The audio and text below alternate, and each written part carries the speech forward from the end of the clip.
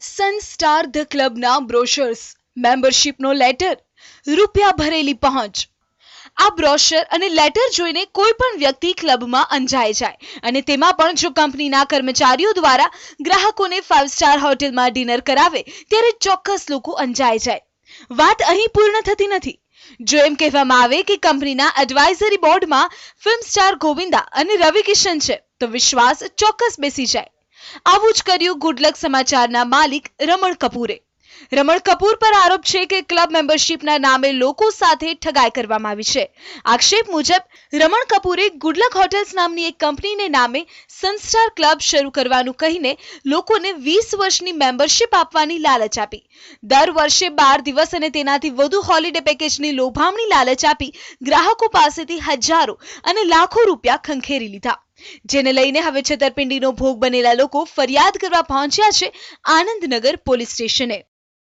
આજે આનંદનગર પોલીસ સ્ટેશનમાં ફરિયાદ દાખલ થઈ છે, જેમાં હોલિડે પેકેજ આપવાની લોભામણી લાલચ આપી good luck hotel private limited company બનાવી મેમ્બરશિપ આપી પેકેજ આપવાનું કહી 1,42,000ની છેતરપિંડી કરી 5 આરોપીઓ વિરુદ્ધ ગુનો દાખલ થયેલ છે. ગોવિંદા છે એ આના સેલિબ્રિટી ડાયરેક્ટર છે, રવિ કિશન છે એ આમના સેલિબ્રિટી ડાયરેક્ટર છે, કપિલ દેવ છે એ આમના સેલિબ્રિટી ડાયરેક્ટર છે. હવે આવી મોટી વ્યક્તિઓના નામ જોડે એટલે માણસ થોડો કોન્ફિડન્સમાં આવે કે ઓકે મોટી વ્યક્તિના નામ છે તો કંઈક સાચું હશે. સો આ બધા નામ જોડીને પછી લીધું એટલે મેં બુકિંગ કરી લીધું એમનું અને 1,42,000 અપફ્રન્ટ મેં પેમેન્ટ ત્યાં જ કર્યું. ચીટિંગનો ભોગ બનનારાઓની જો વાત માનીએ તો રમણ કપૂરે અમદાવાદમાં સનસ્ટાર ક્લબ શરૂ થવાની છે તેવા અનેક બ્રોશર્સ છપાવ્યા હતા. એટલું જ નહીં, સનસ્ટાર ક્લબના કર્મચારીઓ વિવિધ મોલ અને અન્ય સ્થળે લોકોની મુલાકાત કરતા અને ક્લબ વિશેની માહિતી આપતા હતા. સનસ્ટાર ક્લબના કર્મચારીઓએ ક્લબમાં મેમ્બર બનવા ઈચ્છતા લોકોને ફિલ્મ સ્ટાર ગોવિંદા અને રવિ કિશન સેલિબ્રિટી ડાયરેક્ટર તરીકે હોવાનું જુઠ્ઠાણું ચલાવ્યું હતું.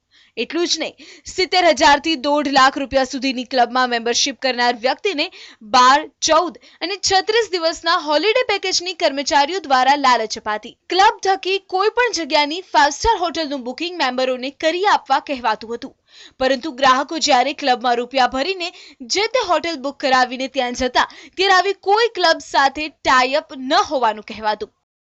ઇન્ટરનેટ ઉપર મેં સર્ચ કર્યું એના વિશે તો એટલી બધી લોટ્સ ઓફ કમ્પ્લેન્સ હતી, એટલી બધી કમ્પ્લેન્સ હતી કે કોઈ સર્વિસ આપતા નથી. અને સેકન્ડ થિંગ, અહીંયાથી કહે કે બુકિંગ થઈ ગયું છે અને ત્યાં જઈને લોકો જાય હોટલમાં તો એ લોકો કહે છે કે આ નામની કોઈ બુકિંગ નથી. એટલે જે ખર્ચો કરીને ગયા હોય એ લોકોને ક્યાંય તો રોકાવું પડે. એક તો ખર્ચો માથો પડે, અહીંયાનો ટ્રાવેલિંગનો ખર્ચો, ત્યાં હોટલનો ખર્ચો, બધો ખર્ચો અને પૈસા પહેલાંથી ભર્યા હોય એ બધો ખર્ચો. આ મેમ્બર થઈ જાઓ તમને તાત્કાલિક હું તમને બુકિંગ કરી મેં કીધું ઓકે. અમે બુકિંગ કરાવ્યું એટલે મેમ્બર થયા પછી અમે પાછળ પડી ગયા કે ભાઈ અમને તો દુબઈનું બુકિંગ અમને કે હા થઈ જશે. અઠવાડિયું બાકી હતું છતાં બી અમે ફોન કર્યો કે ભાઈ એટલે કે ના તમે આગલા દિવસે જશો ને એટલે તમને ત્યાં આપી જ દેશે. પણ અમે તો લેટર આપ્યો, લેટર એટલે કેવું કે ખાલી આમ છાપીને આપી દીધું એવી રીતના. પછી તો આપણે કન્ફર્મ તો માગીએ. હવે ત્યાં આગળ પૂછ્યું તો કે આ નામનું કોઈ બુકિંગ જ નથી કે. આનંદનગર પોલીસે ફરિયાદને આધારે તપાસ કરતા ચીટિંગની આ ઘટનામાં માત્ર રમણ કપૂર જ નહીં, તેની સાથે સીમા પટેલ, અનિલ પટેલ, કંપનીના કર્મચારીઓ ફેની પંચાલ, રાજેશ જેવા અન્ય કર્મચારીઓની પણ સંડોવણી હોવાનું જણાયું છે. પહેલા 2.5 લાખની ચીટિંગની ફરિયાદ બાદ હવે આંકડો વધીને 15 લાખ સુધી પહોંચ્યો છે. પોલીસને શંકા છે કે ચીટિંગનો આંકડો હજુ પણ વધી શકે છે. ત્યારે હવે જોવાનું એ રહે છે કે ગુડલક સમાચારના માલિક રમણ કપૂર સામે પોલીસ કયા પગલાં લે છે કે પછી સમગ્ર મામલે ભીનું સંકેલી લે છે. દર્શન રાવલ સાથે વિવેક શાહ, TV9 અમદાવાદ.